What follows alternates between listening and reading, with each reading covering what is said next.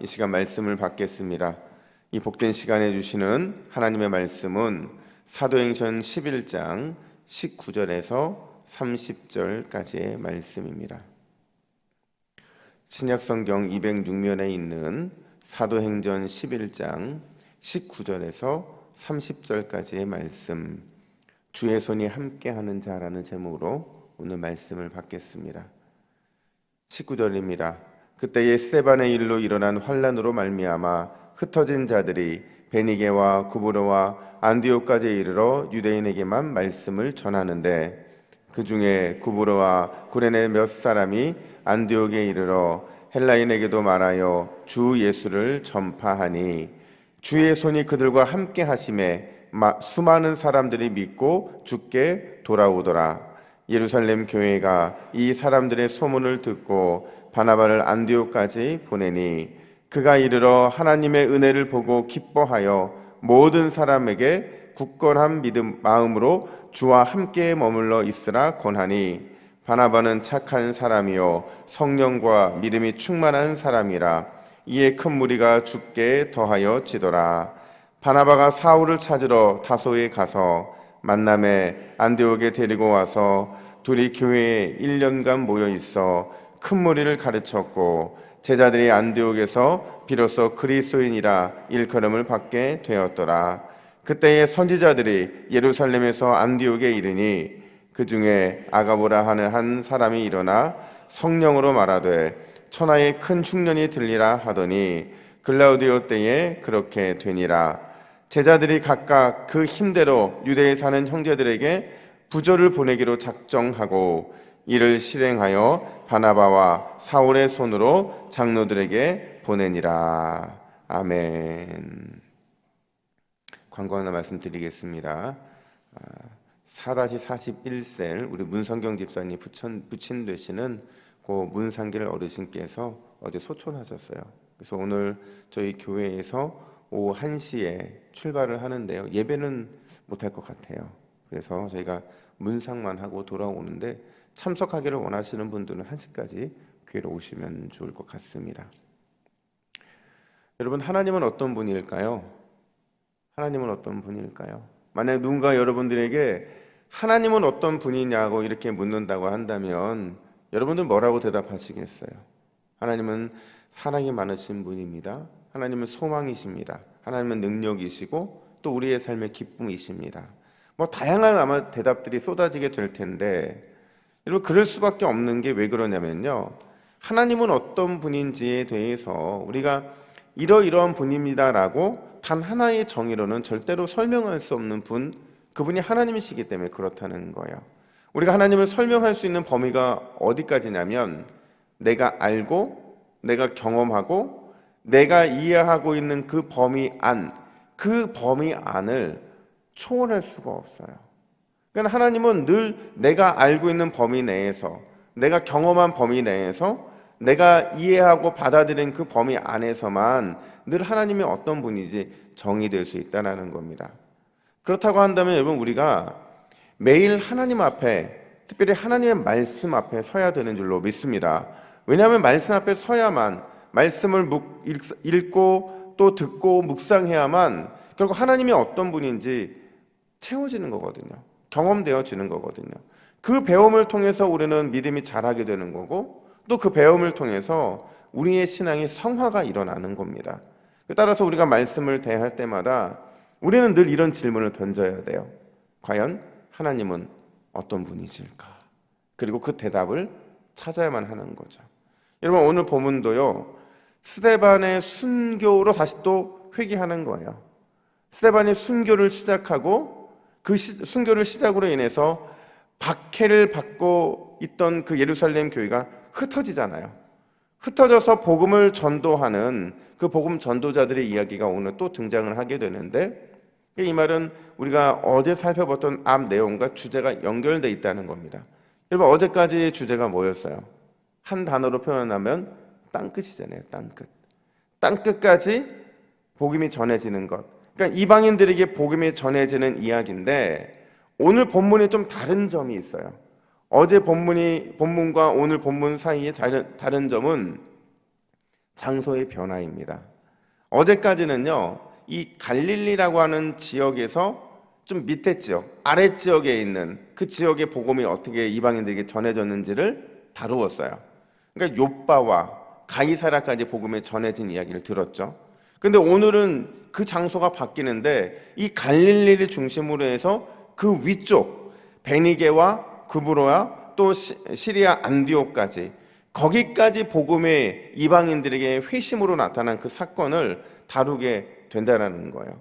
특별히 오늘 본문에서 하나님은 과연 어떤 분인가 하는 것을 세 가지의 모습으로 보여주고 있는데, 제가 오늘 한 가지만 할 겁니다.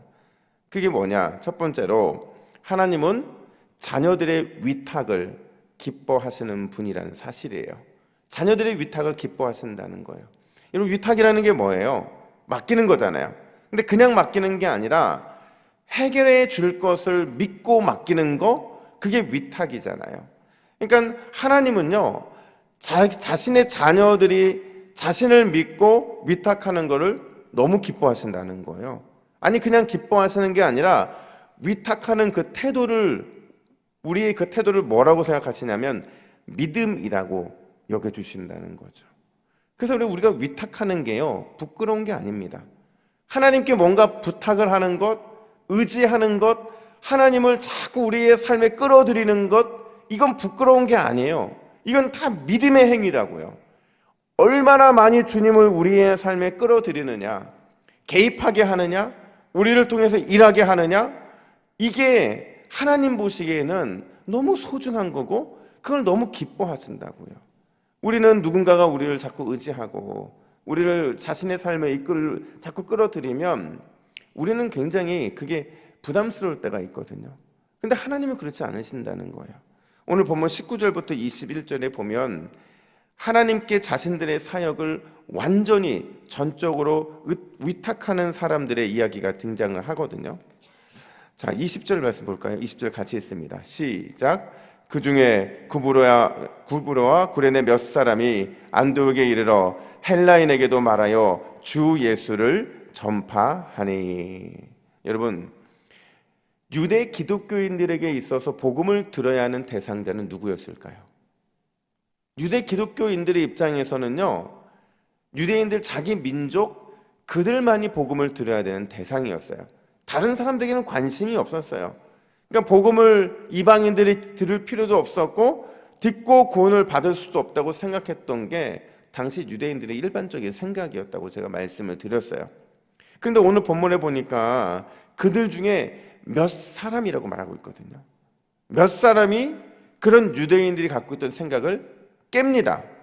지금까지 자신들이 가지고 있었던 복음은 유대인들만을 위한 것이라는 생각을 내려놔요. 그리고 헬라인들에게 주 예수의 복음을 전파하게 됩니다. 여러분, 이 생각이 얼마나 위험한 생각인지 아시죠? 이게 왜 위험하냐면요, 어제 본문에서 봤잖아요. 이방인 고넬료 때문에 베드로가 얼마나 극심한 비난을 받았는지. 물론 해피엔딩으로 끝났지만 예루살렘에 도착하자마자 비난이 막 쏟아졌잖아요. 베드로는 그래도 예수님의 수제자였고 또 예루살렘 교회의 큰 기둥 같은 사람이었기 때문에 그냥 단순히 비난으로 끝날 수 있었지만, 오늘 본문에 등장하는 몇 사람, 사도들도 아니에요. 또 7명의 그 집사들도 아니었어요. 어떻게 보면 정말 힘도 없고 어떻게 보면 이름도 밝혀지지 않을 만큼 너무나도 평범한 사람들인데, 그 평범한 사람들이 지금 이런 위대한 일을 하고 있다고요. 그 위험을 감수하면서. 어떻게 이렇게 일반 평범한 사람들이 이런 위험을 감수하면서까지도 이방인들에게 복음을 전할 수 있었느냐 하는 거죠. 그 답에 대해서 오늘 21절 상반절은 이렇게 말합니다. 우리 21절 상반절 같이 읽습니다. 시작. 주의 손이 그들과 함께 하심에. 아멘. 그들이 그럴 수 있었던 이유가 뭐냐면 주의 손이 그들과 함께 하셨기 때문이다, 이렇게 말을 해요.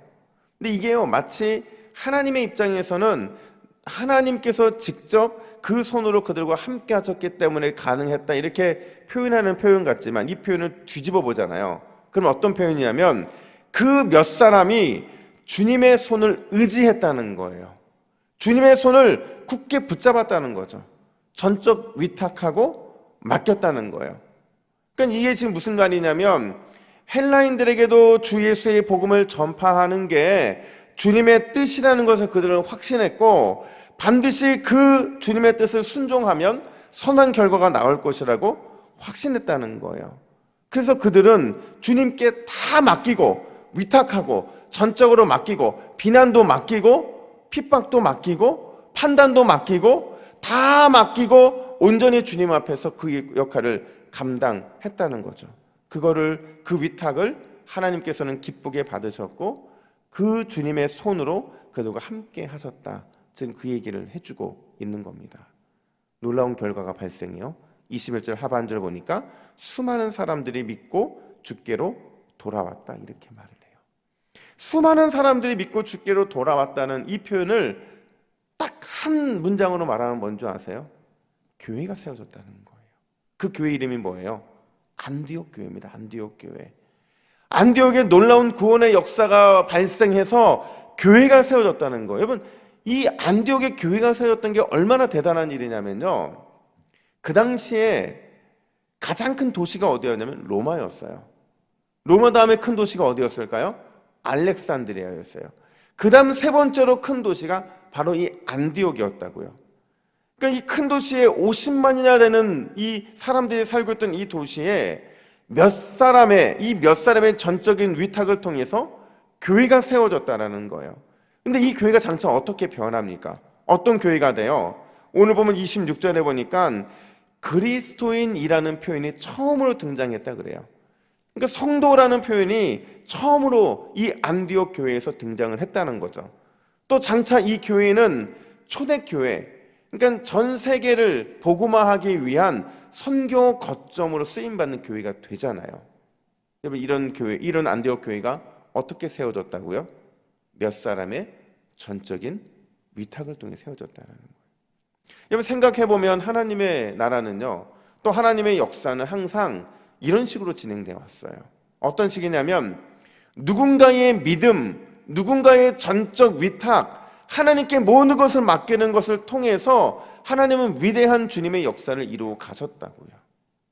그냥 믿음도 없이 전적 위탁도 없이 그냥 그렇게 살아가는 사람을 통해 일하신 게 아니라 전적 위탁하고 맡기고 주님께 완전히 모든 것을 헌신하는 그 사람을 통해서 하나님 위대한 일들을 이루셨다고요.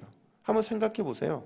여러분의 가정에 믿음이 처음 들어왔을 때 그 믿음이 어떻게 지금의 믿음으로 세워졌겠냐는 거죠. 누군가의 전적 위탁이 있었던 겁니다. 하나님만 바라보고 우리의 가정을 완전히 하나님께 올려드린 믿음의 헌신자가 반드시 있었다는 거예요. 그 사람을 통해서 하나님은 위대한 일을 이루셨고 그 하나님의 일하심은 지금도 변함이 없다는 거예요. 아마 여러분 현대 선교의 아버지라 불리는 윌리엄 캐리를 잘 아실 거예요. 제가 예전에 설교도 한 말씀 드렸는데 그가 뭐라고 위대한 말을 합니까? 하나님께 놀라운 일을 기대하라, 하나님을 위해 놀라운 일을 시도하라 이렇게 말하잖아요. 우리는 어떻게 보면 하나님의 놀라운 일을 기대하는 것, 그리고 하나님을 위해서 위대한 일을 내가 시도하는 것, 이게 너무 어떻게 보면 우리에게는 뭐 그렇게 할 수 있겠지라는 생각을 하겠지만 사실 이 말이요 그냥 나온 게 아니에요. 윌리엄 캐리의 처절한 이런 인생 경험에서 나온 결론이었는데, 윌리엄 캐리가 선교를 가려고 했을 때 그와 동역자가 한 명 있었어요. 그 동역자가 의사였는데 이제 선교를 가기로 얼마 안 남은 상태에서 갑자기 문제가 발생해요. 이 의사가 선교 자금을 횡령해서 도망간 거예요. 그러니까 자기의 밑전이 다 사라져버리고 만 거예요. 게다가 그때쯤에서 윌리엄 캐리의 두 자녀가 숨을 거두게 되고 그 모습 때문에 자기의 아내 도로시가 굉장히 심각한 우울증에 빠지게 됩니다. 뭐 선교는 고사하고 도저히 사역이 불가능한 그 상황 가운데서 윌리엄 캐리가 할 수 있는 건 딱 하나였어요. 그냥 하나님께 맡기는 거였어요. 그가 뭐라고 기도하냐면 이렇게 기도합니다. 하나님, 저는 그럼에도 당신의 놀라운 일을 기대하겠습니다. 그 믿음으로 뒤로 물러서지 않고 위대한 일을 시도하겠습니다. 저를 주의 손으로 도와주옵소서. 이 간절한 기도가, 하나님께 맡기는 위탁의 기도가 그의 삶을 놀라운 반전으로 만들어냈고 그런 믿음의 이런 결실들을 하게 했다는 겁니다. 사랑하는 여러분, 하나님 나라는 전적 위탁의 사람들, 전적으로 하나님만 위탁하는 믿음의 사람들을 통해 세워지게 되는 줄로 믿습니다. 믿음으로 전적 위탁함을 뿌린 씨앗은 반드시 주님의 손에 들려져서 위대한 거목, 위대한 큰 나무로 세우게 하신다는 겁니다. 따라서 우리가 오늘 이 새벽에 해야 될 건 뭐냐면 우리의 기도, 우리의 마음, 우리의 삶을 주님께 온전히 전적 위탁해야 되는 겁니다. 온전히 주님께 맡기고 위대한 일을 이루시는 하나님의 손, 그 손을 붙잡아야 된다고요. 그러면 하나님께서 오늘 반드시 오늘 본문에 쓰인 것처럼 주의 손이 우리와 함께 하게 될 줄로 믿습니다. 오늘 이렇게 기도합시다. 뭐라고 기도하냐면 우리 같이 읽습니다. 시작. 주여, 오늘도 내 힘과 내 능력이 아닌 주님의 힘과 능력에 내 삶을 전적 위탁하게 하옵소서. 할렐루야. 이 기도로 주 앞에 달려나가는 우리 모두가 되기를 예수님의 이름으로 축복합니다. 기도하겠습니다. 하나님 아버지, 오늘 이 새벽에 그냥 기도하지 않기를 원합니다.